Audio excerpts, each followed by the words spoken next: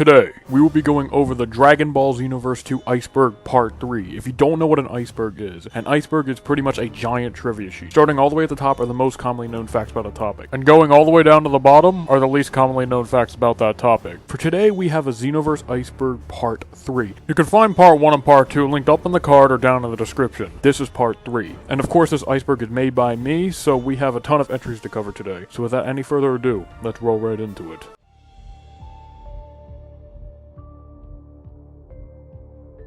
Xenoverse 1 data. Xenoverse 1 data is referring to one of the bigger selling points of Xenoverse 2, transferring your Xenoverse 1 character over to Xenoverse 2 with some added bonuses. The thing is, when you transfer your Xenoverse 1 character over, you're not really transferring them over, as you're only transferring them over to play a part in the story mode and to have a statue of them before you complete the game. Bring it on, Gohan. Bring it on, Gohan. Bring it on, Gohan. Bring it on, Gohan. Bring it on, Gohan.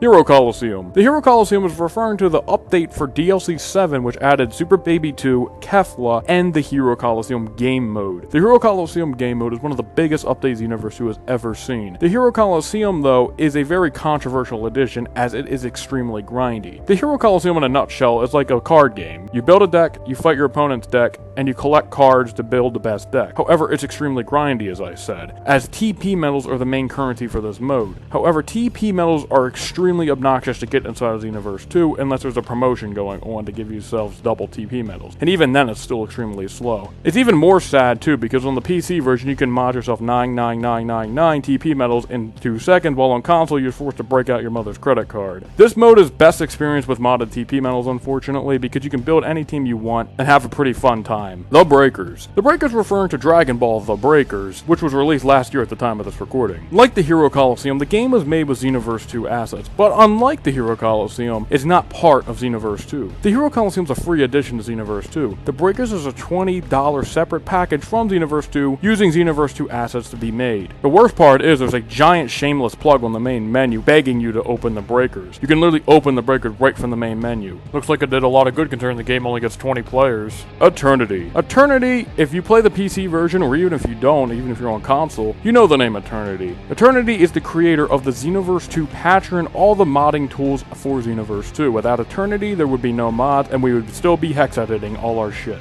Big ups Eternity. Hub World Parallel Quests. Hub World Parallel Quests are referring to the parallel quests you find on the overworld from a main cast character that you encounter during the story mode. However, there's some unique oddities to these parallel quests when you first go through them. When you accept the parallel quest from one of the main cast characters on the map, you're forced to be your CAC and you're forced to not have allies, so these can artificially make these quests harder on your first run through. However, after you complete the quest, they get added to your roster for parallel quests, and you can just attempt them normally. Emotes. No, not those. Emotes is referring to the emotes you can do in Kanton City to interact with other players, or interact with NPCs, or just to make it so your character looks cool for a photo mode picture. In Xenoverse 1, there was only a handful of emotes. However, when Xenoverse 2 came out, they added a crap ton of emotes and cool ways to unlock emotes, and they even added a bunch of emotes through the DLC season, which is really cool.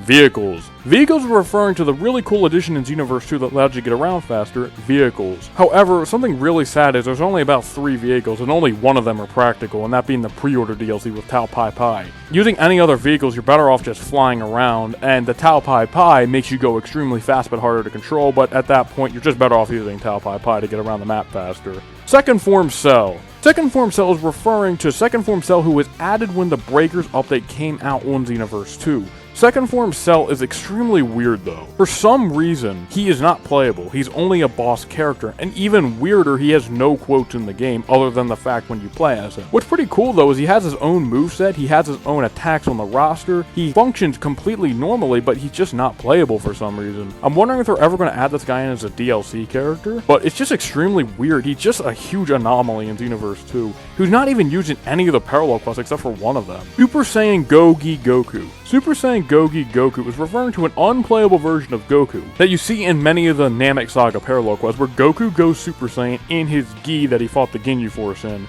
This is impossible to do in the normal game itself, but they love to flaunt this outfit at you in many of the game's parallel quests. I personally think they should just add the Super Saiyan 3 transformation to all of Goku's costumes, but that's just me. Defend Planet Namek. Defend Planet Namek is referring to the most obnoxious part of Xenoverse 2, Defend Planet Namek. As you're going through the game's story mode, you'll eventually be introduced to Guru's house. Everything looks good when you first get there, and eventually, though, it'll say Guru's house is in danger, you need to go up to it. When you go up to it and talk to Nail, Nail will offer you a parallel quest. It'll say Defend Planet Namek, you go through it, it's a Dragon Ball quest, we all know what those are. However, you need to do this 14 times to get the time egg. But the worst part of these quests is they start taking longer and longer and longer and longer every single time you play them. Making it even worse is they take place on the Planet Namek stage, which is the biggest stage in the game. And considering you're forced to play your CAC, you're forced to go extremely slow when you have a bunch of Frieza soldiers firing blasts at you, making you drop the Dragon Balls. These quests are the worst part of the game's main quest, which just really sucks. Because these quests could have been really fun if they were on different stages each time, but no, it forces you on Planet Namek, except on the last two for some reason.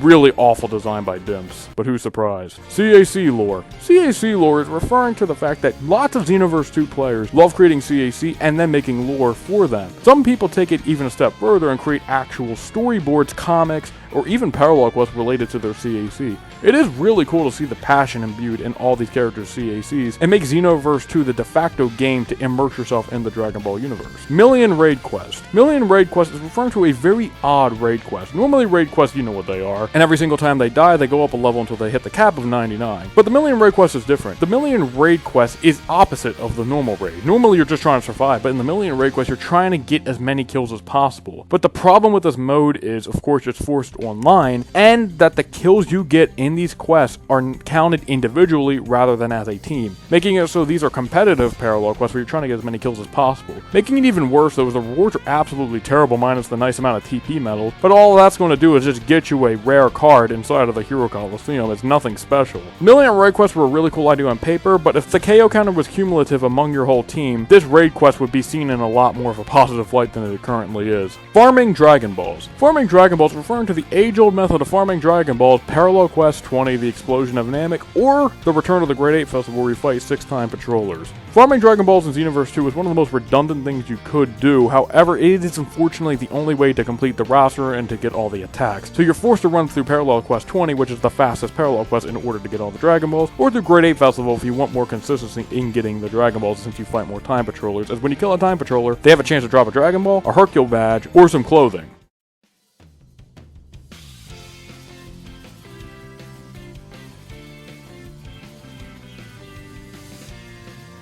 Bardock's Vision. Bardock's Vision is referring to the intro cutscene of the game, a very cool looking cutscene at that, where Bardock's Vision is different than all his other visions we normally see. We first see Goku and Frieza, you know, like normal, them facing each other. However, as the intro goes on, a Frieza soldier kicks Bardock and it sends him to a vision where he sees Golden Frieza and Blue Goku looking at each other, talking. Before they collide, an explosion happens, and then he goes to throw the final Spirit Cannon at Frieza. This might be the coolest version of Bardock's Visions we've ever seen, and it just flows so well into the game and what the game is about, all these distortions and anomalies, and really gets you immersed super early on, which gets this game a lot of bonus points. Lamai. Lamai is referring to a very odd NPC inside of Dragon Ball Xenoverse 2. Normally, all the NPCs with blue name tags have proper grammar in their actual names. They have, you know, a capital letter followed by lowercase letters. For some reason, though, Lamai's name is spelled in all lowercase when all the other characters have proper casing. Lamai is a very weird anomaly and is not explained why it's still like this. This NPC was also in Xenoverse 1, so when they ported him to Xenoverse 2, they still didn't fix it. Very strange. Offline 1v2 and 3s. Offline 1v2 and 3s is referring to the inaccessible feature of Xenoverse 2, offline 1v2, 1v3s, or 2v3s. Normally when you do an offline battle, you're forced into a 1v1, 2v2, or 3v3. However, in the game's code though, you can actually go against two people as one character, and we know this because of the fact there are some NPCs around Kantan City that make it so you are on your own team and you fight two enemies in an offline battle. Also, the timers increase to 5 minutes, which makes it even more crazy how you can't change the offline battle timer.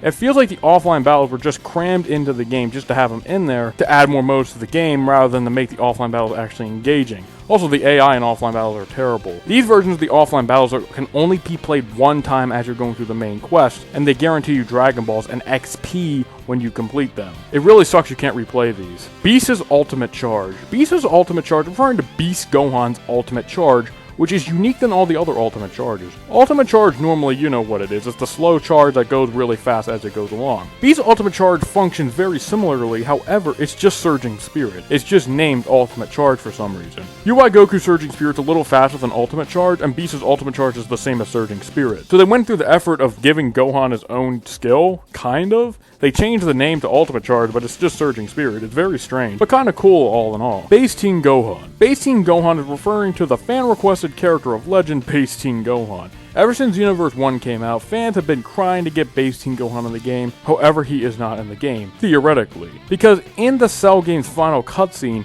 when Gohan defeats Cell with the Kamehameha, Gohan reverts to base form when he falls down, meaning there's a model of base Teen Gohan in the game just waiting to be used somewhere. Normally when you get Teen Gohan, he always is a Super Saiyan, which is of course the only way to start transformed is by playing as that Gohan or Mata Vegeta, but you know the one I'm talking about. But base Teen Gohan doesn't exist, he always is a Super Saiyan. He's only in this cutscene and is nowhere else. I have no idea why. If they have a model, all I need to do is just add him to the roster, make Super Saiyan and Super Saiyan 2 with transformations. I don't understand why he's not playable. Endurance Quests. Endurance Quest is referring to Metal Cooler Riot actually being the only endurance quest inside of Xenoverse 2's parallel quests. Endurance quests are very cool quests where you fight some tough enemies in a gauntlet style trying to reach a certain number of enemies KO'd. In this case, 20 Metal Coolers. However, there's no other versions of this quest anywhere inside of Xenoverse 2, minus some Frieza Soldier ones, which don't really count, because you're constantly switching stages and they die in one hit. But these Metal Coolers can actually take a toll on you, and you constantly get time back as you go through them. Endurance quests, unfortunately, have a lot of potential to be super fun, but they're just never used anywhere, minus maybe the Million Raid quest, but who even knows what that is? Double Crystal Raids. Double Crystal Raids is referring to, of course, normal Crystal Raids getting an update, adding in Double Crystal Raids.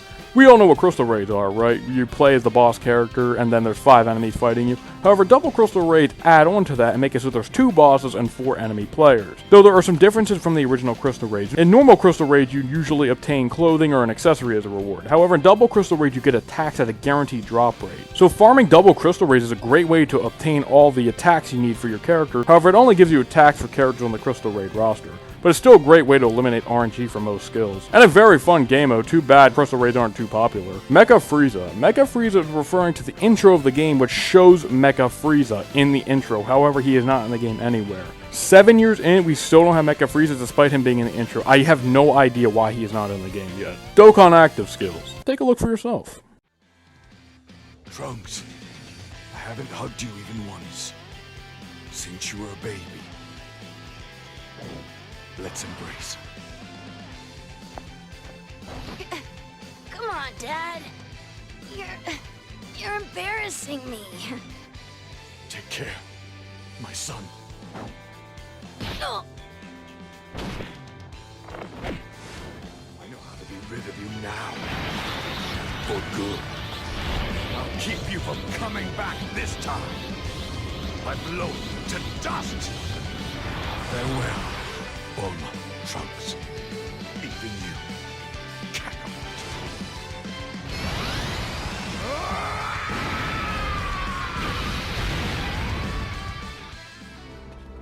Dad! Trunks, take care of your mother for me. Huh? I haven't hugged you even once since you were a baby. Let's embrace. Come on, Dad. You're embarrassing me. Take care, my son. Oh.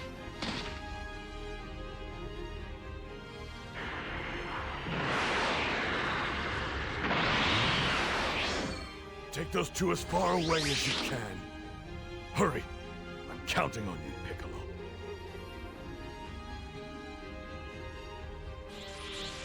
I know how to be rid of you now. For good. Huh? This is the first time he's ever fought for something other than himself. His game's on. I'll keep you from coming back this time. By blowing you to dust. Farewell. Trunks. Even you.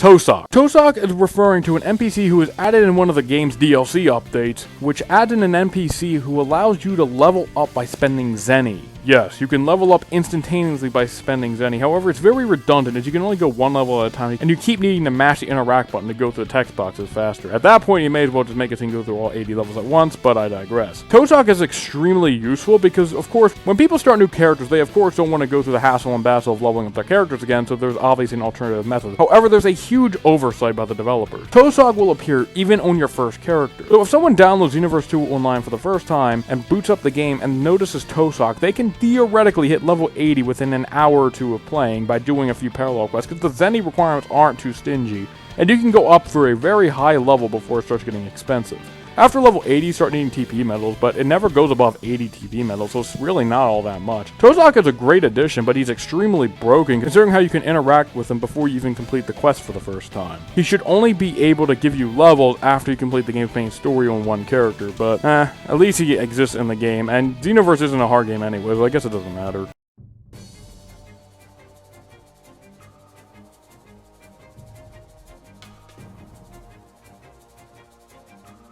Unlocking emotes. Unlocking emotes is referring to the very strange way of unlocking emotes. As I was talking about in my emotes entry, you can unlock emotes, but unlocking them is very interesting. You need to go up to an NPC and do a certain emote, and you unlock another emote. It's a very interesting way of unlocking emotes, and it's kind of cool, and gives you a tour of Conton City while you're at it as you go in through and unlock emotes. And some of the emotes you unlock are pretty cool. It's mostly some of the attacks the main cast does, but it's still really cool to expand your arsenal of emotes. Expand Transfer Shop. Like unlocking emotes, if you go around Conton City, you of course know what the transfer shop clerk is, right? You can transfer over to any of the time stations or just go over to the parallel quest. However, going up to certain parts of the map and interacting with one of the robots will expand your transfer shop to get you all across Conton City in the matter of seconds with all these fast travels opening up. It gives you incentive to go around Conton City and explore and talk to NPCs to expand your transfer shop rather than getting them all from the get-go. A very good design choice by Dimps. The Man, the Myth, the Yamcha. The Man, the Myth, the Yamcha is referring to the last parallel quest added inside of Beast Gohan and Orange Piccolo's DLC, The Man, the Myth, the Yamcha, and the fact that it is the most obnoxious parallel quest you will ever play inside of Xenoverse 2.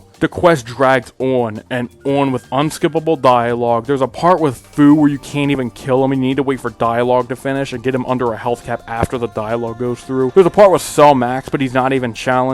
It's overall a terrible quest, and it's the only way to get Apocalyptic Burst and Special Beam Cannon Beast, with extremely low drop rates. You need to play this quest over and over, and it never takes you any less than 8 minutes, and you need to finish the quest with a high amount of health to get the ultimate finish. Thankfully, you can use items to get that, otherwise this parallel quest would be the worst parallel quest in the game by even a bigger margin, despite already being the worst parallel quest in the game, and it's really sad too, because this quest had a lot of potential with the Cell Max part, but Cell Max only knows Purge Cannon, so the quest is piss easy. Offline Raids. Offline Raids is referring to the inability to do offline raids. Raids can only be done with 2 or more players. You cannot do them offline for some reason. I understand Dimps wanting to incentivize you to play with friends, however, not adding an option to play raids offline is extremely stupid. Because what if your friends aren't around when a new raid quest come out and you want to get the rewards? Quick Match is extremely buggy and broken and doesn't work half the time, and even then, raids aren't as popular as they used to be, and considering how raids themselves aren't super fun or even that challenging, or they're just too challenging and not fun. Raids are really cool ideas and a great idea for quests, but I just feel like it was done in a terrible way, especially making it so you can't do raids offline. And what's even more fucked up is that half the raids are expert missions too, that are unused. It's very stupid. Earth in Danger Xenoverse 1. Earth in Danger Xenoverse 1 is of course referring to the Xenoverse 1 version of Earth in Danger, and then the ultimate finish is an extremely strange anomaly that is fixed in Xenoverse 2. It's not Super Saiyan Scout or Vegeta, though that is a very interesting part of this quest. It's actually something on Super Saiyan Scout or Vegeta. On Super Saiyan Scout or Vegeta in Xenoverse 1, he has 2 finish breakers in his Y and B slot. It is impossible to put 2 of the same skill of the same ID on the same character. It is impossible to do so. The game won't allow you to do it. However, in this quest, this Vegeta breaks that rule and has 2 of the same finish breakers equipped in his kit. What's even crazier though is that Dimps knew this was an error, and in Xenoverse 2, they fixed this error. So it was of course an error and wasn't meant to be, and he actually loses finish breaker entirely and doesn't get it back for some reason. A very interesting fact that I noticed long ago, and I was shocked when it was fixed in Xenoverse 2. In-game text chat. In-game text chat is referring to the in-game text chat where you can communicate with your fellow time patrollers. However, like 99% of the phasers are completely pointless, and you're pretty much only going to use the ones where you're trying to fight people or start a raid. They're all extremely limited and aren't anything a real human would say that isn't a fucking robot. Tell me the last time you used, I'm going to make a mix. You got capsules. You got capsules referring to a very interesting anomaly in the tutorial quest. As you're going through the tutorial quest, at the end of the quest, Supreme Kai Time enables items for the player. However, this enable items command is actually an item restock. It disables your items at the beginning of the quest and then re-enables them. However, this enable items command, which is used in quest creation, is the only way to restock items, and the only reason this command exists is for the tutorial mission. If it wasn't for this tutorial mission, it would be impossible to restock items inside a parallel quest. So let's all give a round of applause to You Got Capsules. Bake Sphere. Bake Sphere is referring to the forbidden Xenoverse 1 skill, Bake Sphere. Inside of Xenoverse 1, all the villainous characters had a skill called Bake Sphere. Bake Sphere is a very interesting skill that surrounds yourself in dark aura, and as you approach an enemy, the aura will overload and then kill the enemy. In Xenoverse 2, this skill was completely removed from the game for the most part. Not a single vanilla playable character has the skill anymore, and the skill is relegated to NPCs inside of parallel quests and story missions. Inside of Xenoverse 1, the skill is extremely broken, as it is super easy to exploit the AI, and getting a stamina break will allow you to do massive damage with this attack, and the AI usually throw this attack out at you because you become immortal during the attack. However, at the end of the animation for the attack, it takes a while to return to your normal stance, and you're left open to get attacked. So I don't understand why they relegated this skill to the sidelines of Xenoverse 2. Makuji. Makuji is referring to an NPC you find on Guru's house's time station, who actually plants items, and he grows items out of the ground, and you can get free items from this character. This is the only NPC in the game to have a really cool feature like this. There's an NPC outside the time nest that gives you an item at the end of each saga, but Makuji actually grows items and gives you items constantly throughout the game, and even after the main quest is finished. I really wish more NPCs inside of Xenoverse 2 had unique gimmicks like this.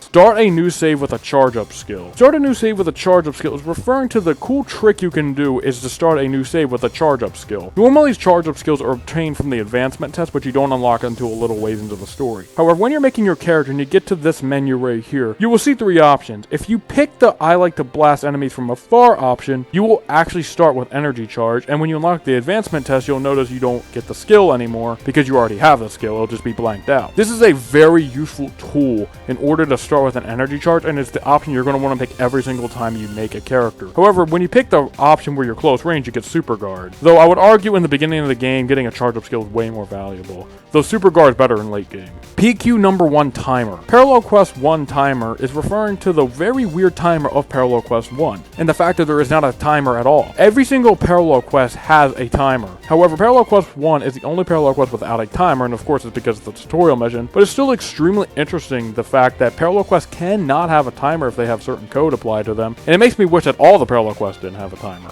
Mass Saiyan. Mass Saiyan is of course referring to Mass Saiyan, who's one of the poster children for Xenoverse 2, and the fact that he for some reason, despite being implied to not have a voice at all, and every single one of his dialogues result in him just giving 3 ellipses, he actually has dialogue in battle for some reason. He uses Bardock's voice lines, which makes sense because he's Bardock, but at the same time, why does he have quotes at all? He should be completely silent. This is an oversight by the developers, and it was never fixed 7 years into the fucking game. I have no idea why this was never fixed, and every time I play as the Masked Saiyant, it bugs the shit out of me. Thankfully, the Masked Saiyant's still a great character to play as because he's bloody sauce and all that, but it would really make my day if they would fix this bug. Mouth movement. Mouth movement is a very, very interesting entry, as mouth movement was originally in Xenoverse 2 Parallel Quest. In the beta and early version of Xenoverse 2, if you watch a video on a Parallel Quest from the beginning of the game, like Invade Earth, one of the Namek quests, but any quest that spawn in base Goku, Goku will be moving his mouth for some reason. In an update as the game went along, this was removed for some reason. This most likely means they were experimenting with the idea of adding mouth movement to the characters in the Parallel Quest when they spawn in, but they gave up halfway through, most likely because it was really inconsistent with how the English and Japanese dub would intertwine with each other, and it was probably more work than what it was worth, so they just scrapped it and then left beta elements of it in the game until they removed it in a DLC update later on. Times 10 times 2 unique animation. Times 10 times 2 unique animation referring to a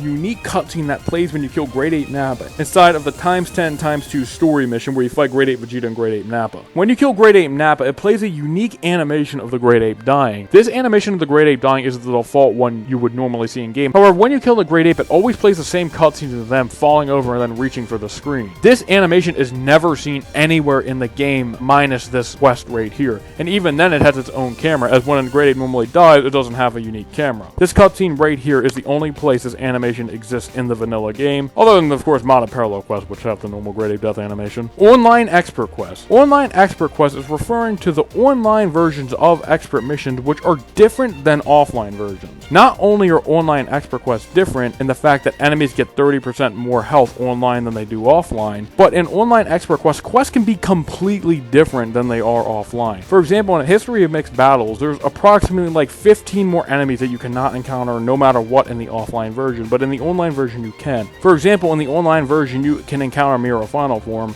as the final boss of the quest, but in the offline version it's impossible to fight Miro Final Form. This type of design goes through all the parallel quests of Xenoverse 2, and unfortunately expert missions are just one of the many aspects of missed potential Xenoverse 2 has. These quests have the possibilities to be the most fun missions in the game, and instead they're relegated to being some of the most obnoxious missions in the game because how shitty their design is. SSBE Vegeta. SSBE Vegeta is referring to SSBE Vegeta being the only character on the roster to have every single asset unique to SSBE Vegeta himself. His Final Blow, Final Flash, Atomic Blast, Final Charge, Final Gallic Rush, Final Explosion, and Flash Strike Evasive are all unique to SSBE Vegeta. There is not a single other character on the roster that has every single skill on their moveset being unique to them. UI Goku used to be the same way until they added his skills to the shop with the same IDs and all. SSBE is the only character with a completely unique moveset that not a single other character can use, not even the CACs. Also, his Super Soul is completely unique that not a single CAC can use. They can use the Super Soul, but it's different than the one he has. They just have the same name and the same effect, but different conditions to activate. Creator Unique Emote. Creator Unique Emote is referring to the Xenoverse 2 CAC creator, where whenever you pick a character and then back out, there is a small chance that the characters will do a unique emote that you can't actually access on the emotes menu inside of Kanton City. For example, one of the animations is the character stomping their feet that you didn't pick them.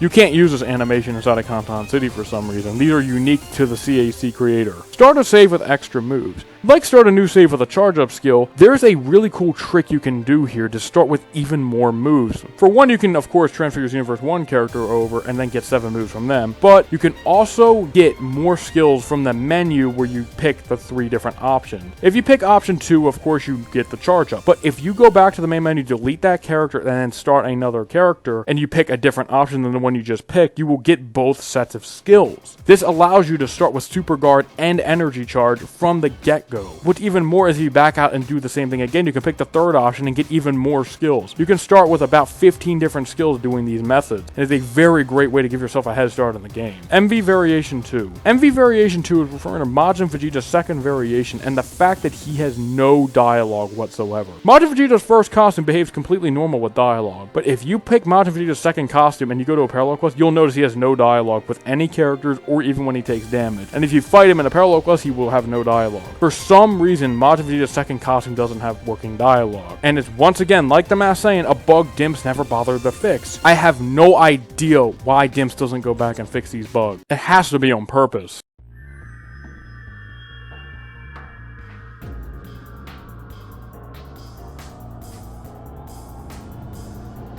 "17 Cutscene Error." 17 Cutscene Error is referring to the game's story mode and the mission where you fight Android 17 before he gets absorbed by Cell. And this is referring to the fact that in the cutscene you see 17 go villainous mode, but in the game he's Timebreaker for some reason. This is the only time this happens and is extremely jarring when you notice it. PQ number 1 Revive Oddity. So in Parallel Quest 1, when you go through the portal for the first time, you'll notice Krillin dead on the ground. This is player 4, and player 4 in a Parallel Quest can never ever be revived under normal circumstances. When you go through a quest, say Patara Warrior, where Super Boo is your ally, if Super Boo dies, you can't revive him. And this goes for all the parallel quests that assign you an ally. But for some reason, inside of the first parallel quest, you can actually revive Krillin when he goes down. This is of course to demonstrate the revive ability, but it's even weirder though, because you can just use a damage HP command to kill one of your teammates, but for some reason they made a completely new feature to be able to revive a player 4. I don't exactly know why they did this method instead of the other method, but it is very cool that this feature is in the game, and hopefully one day they update all the quests so you can revive player 4, though it's not super likely. Only one vehicle added post-launch. Vehicles were one of the biggest selling points for Xenoverse 2,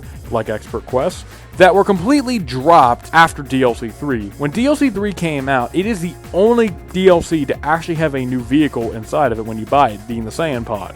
After that Saiyan Pod came out, they never added another vehicle since, thus making the Tao Pai Pai vehicle the best vehicle in the game by a landslide, because they just dropped the concept out of nowhere. It's very sad, because they had a lot of potential with this idea. Invade Earth. Invade Earth is referring to the Invade Earth parallel quest, and the fact that there is a portal that goes to the mountains, but you never go to the mountains on the Invade Earth parallel quest. This portal is here, but you can never go through it, and it will never open under any circumstance. This is the only parallel quest where something like this happens, and this is most likely a scrap beta element from the original version of Invade Earth, where you probably went to the mountains to fight Vegeta or something. In this version of the quest, you cannot ever go through that portal, and it's still in the game even to this day for some reason, though it makes the quest stand out a lot, and is also one of the only quests where you can unlock an awakening skill as a reward. Times 10 times 2 Impossible Z rank. Times 10 times 2 Impossible Z rank is referring to that same quest I was talking about with Great Ape Nappa's death animation. Inside of this quest, it is impossible to get a Z rank, and I can tell you why. No matter what you do, you will never get a Z rank in this quest. It is impossible to get all the check conditions to get a bunch of extra points against Great Apes, considering how they die way too quickly. It is impossible to get a Z rank in this quest. You will play this quest over and over and over and over and over again trying to get a Z rank. It is impossible. You can't grab the Great Apes enough. They all die in one hit. Even with a low level character, they still die way too quickly. Your allies do too much damage. It's impossible to get a Z rank in this quest, which really sucks. And it's really dumb how they didn't lower the requirement to get a Z rank in this quest. Times 10 times 2 Vegeta. The third entry about times 10 times 2 is Vegeta's voice as a Great Ape. Normally, Great Ape Vegeta has his own voice, as we all know. However, in this quest, Vegeta has a line where he's a Great Ape but talks in his normal voice, and this is because this exact quote that he uses, talk about Nappa dying, is used in Xenoverse 1's version of this quest where Vegeta isn't a Great Ape. Damn it! Nappa lost! Stupid idiot. They just didn't go through and put the correct Great Ape filter on Great Ape Vegeta for some reason. Instead, just reuse the assets. Typical Dimps moment. Earthling Camera. Earthling Camera is referring to all the cutscenes in Xenoverse 2 that involve your CAC, and the fact when a cutscene finishes, your character will always go to the Earthling pose, regardless of your race. And this is, of course, since they didn't make 8 different versions of all the cutscenes with all the different races. Scatter Attack Failure. Scatter Attack Failure is referring to the scatter attacks in expert missions, once again, missed potential, and the fact that they can fail. Only online, that is. When a boss uses a scatter attack in an expert mission, there is a 1 in 6 chance if you're online, the attack will fail on the player that is getting attacked. Offline, you will 100% of the time get sent through a portal unless all your allies are dead, but online there's a 1 in 6 chance you will actually stay in the same location as the boss, while the other allies, of course, fight the bosses, and this is because it's online. But for some reason it fails offline. I don't really know why this is, but it's most likely doing something with the crystals and trying to break them to get your allies out being kind of buggy or something. It's a very interesting anomaly when you notice it. 2 times Rage Saucer. 2 times Rage Saucer referring to the main quest mission, Life or Death Battle, Get Out of My Way, where you fight Majin Vegeta and Broly. In this quest, when Broly goes supervillain, he actually has 2 instances of Rage Saucer on. Remember that Vegeta entry from the Earth in Danger? Well, this Broly has the same exact problem. He has 2 versions of Rage Saucer in 2 different slots, which is impossible to do normally. You can't have 2 of the same ID in 2 different slots on the same character. It's impossible to do. But this Broly, for some reason, has 2 Rage Saucers, which actually makes this Broly a really formidable boss, because Rage Saucer is one of the best attacks in the game after an update. Ginyu Vegeta. Ginyu Vegeta is referring to the Vegeta variation of Ginyu, where for some reason there's 2 anomalies. One, Vegeta doesn't have a costume where he can play as Ginyu with Vegeta attacks, despite Goku and Trunks having one. And 2, where Ginyu is in Vegeta's body having the green scouter and everything, this Ginyu Vegeta here does not have an evasive, despite Goku Ginyu and Trunks Ginyu and every other character on the roster minus some minions having an evasive skill. This makes this Vegeta a detriment to play as, but if you manage to land body change online, well, you're going to be in a very good position because your enemy cannot escape from your attack since they don't have an evasive, though they do have a limit burst. That could turn the tide of battle.